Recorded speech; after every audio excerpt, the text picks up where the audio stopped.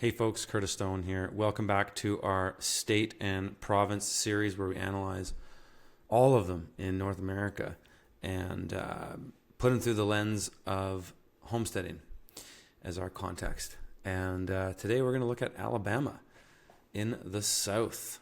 Alabama is pretty hot for a good chunk of the year, and you got to like the humidity. And it is in this big southeastern temperate region of the United States. And there's a lot of things to factor in with Alabama because, there's a lot of people out in this region in general. And there's some big cities here. We've got a little bit of coastline and, you get a lot of rain every year. And it's hot. So, but it's quite beautiful because it's green. Look at all that. It's lots of green. There's a handful of pretty big cities, but it's beautiful. It's a beautiful place.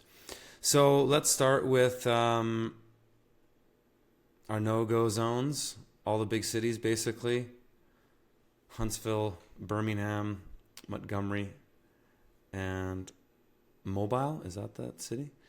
And, these 50-mile radiuses are taken for what they're worth. We just put them down, generally speaking, when we're thinking about how far we want to get out of an area, a big area. But again, I say this almost every video, but you might find good properties, in and around these areas. I would definitely say, as far as this region, this Montgomery region here is concerned, as long as you're off the main highways and stuff like that, that's the biggest thing. Let me just move that thing around. Get our road zone here. As long as you're off the main highways, that is the main thing. And being out of the general, concrete jungle of any of these big areas. But that's key. Never being visible. You might find a property you like on a highway, but generally speaking, if you were hiring me to look for a property for you in a homestead context, in the way I'm positioned myself, I would avoid all of them. And so the closer you are to multiple highways, the closer you are to just many, many potential people flooding through, right? I always just think about this sort of apocalyptic scenario where there's something that makes people have to just get out of the city really quickly because there's no resources for some reason. And how do they go?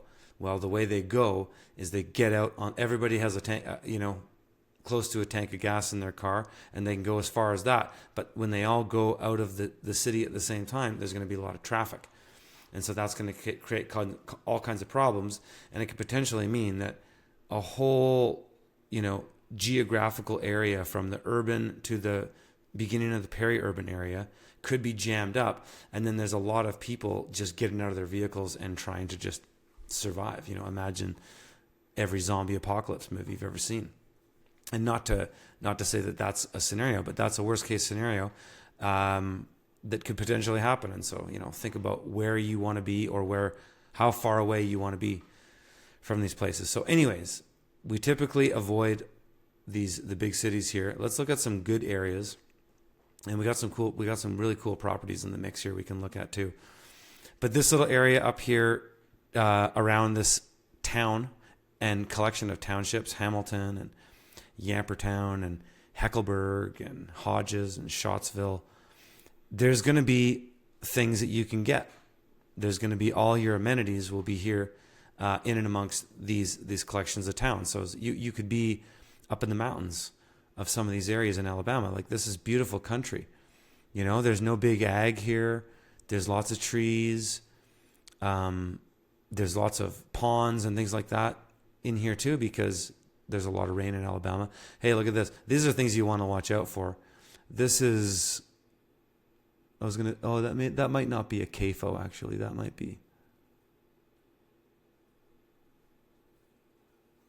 No, it doesn't look like a CAFO. It looks a little too clean for a CAFO.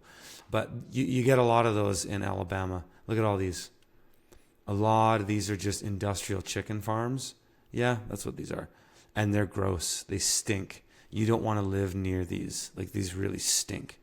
So there is big ag in these places in another way, right? Unlike, say, the big ag that's in Nebraska and Iowa and Indiana and Illinois, big crop ag. You've got all this kind of industrial animal agriculture, and it can get pretty gross. So when you're looking in these kinds of zones, that's really what you want to look for. And look at it. Like, there's quite a bit. Look at this. It's a lot. It's like Tyson and all these kinds of places. So if you're looking in these kinds of zones, you want to avoid that kind of stuff. And so coming into areas like this, okay, I'm looking around, zooming out. Okay, I don't see any in there. That's good. You want to look at all kinds of stuff like this too if you're near things, like some kind of gnarly chemical plant or something like that, That's what's so great about Google Earth, is that you can do that. But yeah, this is a great area, and I think we had a property. Is it in this area? No. Yeah, we did.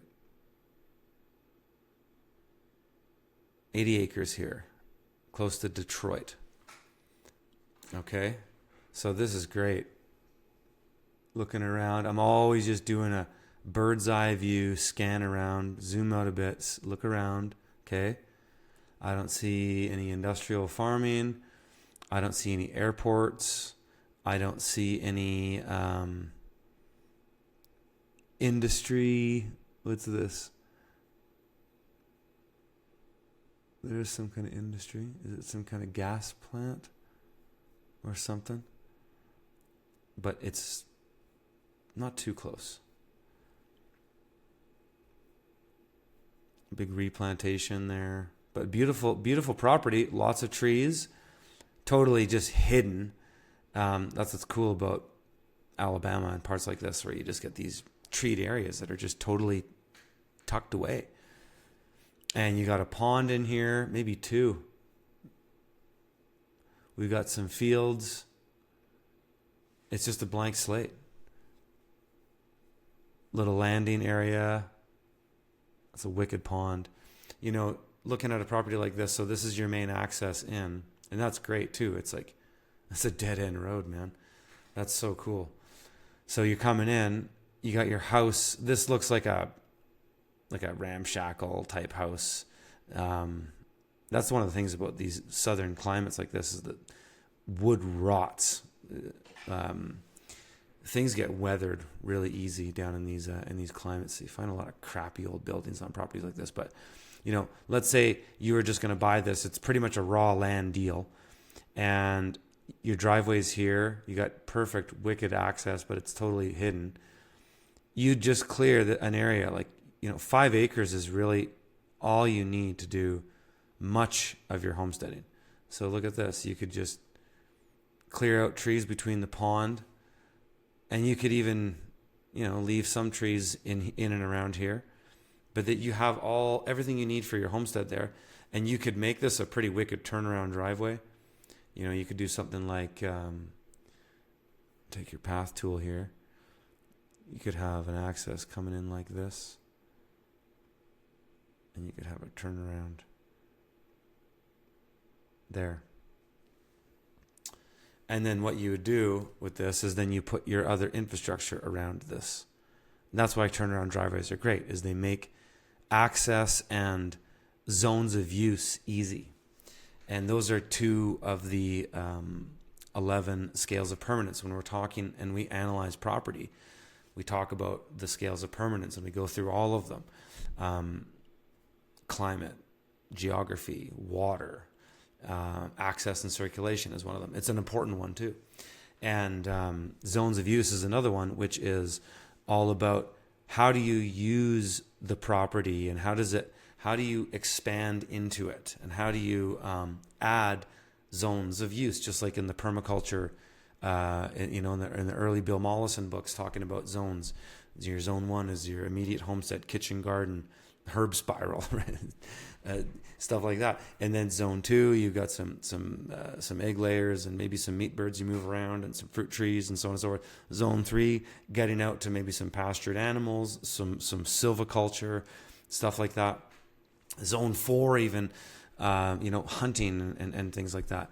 But how does a property develop? When you imagine how you could develop it, how do you envision those zones of use expanding, and where would you put things? And so those are important things to consider. But this property has a lot of it, and it's great.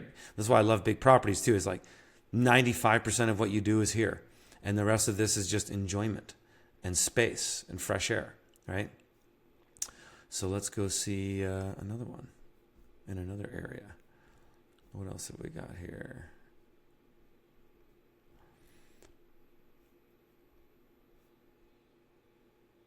Piedmont, much of the same thing. It's so neat when you look at topographic maps to just see the divide between types of land. So you have urban, suburban, right? Suburban here.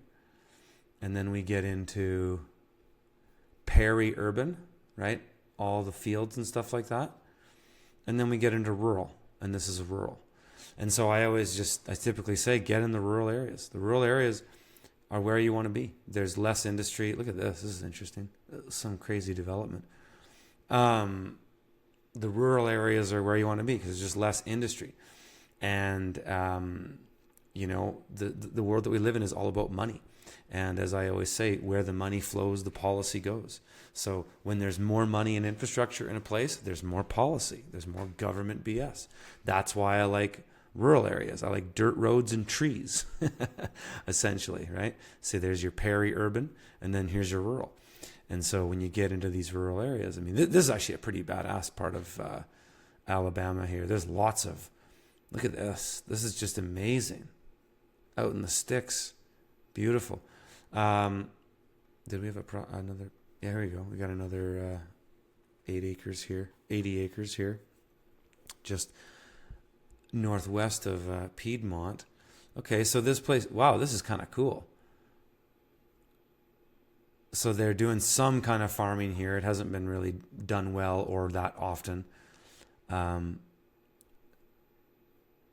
access in wicked pond, huge pond. Lots of just cleared areas. They logged this and then just planted some crops. You can see that they probably did corn here. This looks like whenever it was harvested, corn crop. And so there's lots of areas to build your infrastructure.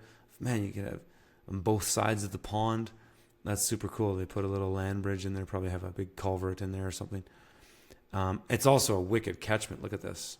Look at how all the topography sheds in towards that pond, and then it spills over here, I guess, or yeah, it looks like it spills over here. Yeah, it spills over there, and then through here, I guess. No, it comes down here. But yeah, big blank slate. You could do all kinds of stuff with that. A lot of open area. Let's see what it looks like on the timeline. We can see some activity here. Okay, so that was, oh yeah. Looks nice in January. Okay, so they cleared that a while ago. They've been doing some kind of just lazy farming on there, just single crops and stuff like that. Relatively small scale monocropping. The only thing about this one that I might be concerned about is what's my neighbor doing? What's the neighbor doing? Because you're passing right by him every time. He's hanging out here. You see him every time. So what's that relationship like? But zooming out, in the mountains, kind of a bit more peri-urban here, which could be cool. You might want that. Let's look at another spot here.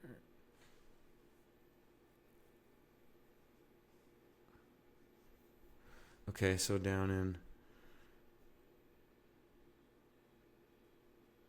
Lawrenceville, Abbeville, Edwin. There's a bit more, it seems like there's a bit more towns and stuff here. But this is fairly rural / peri-urban too. Oh, this is cool. This is just a big blank slate. You can do whatever you want, but you just got to cut down trees. And cutting down trees isn't such a bad thing because they're a resource, and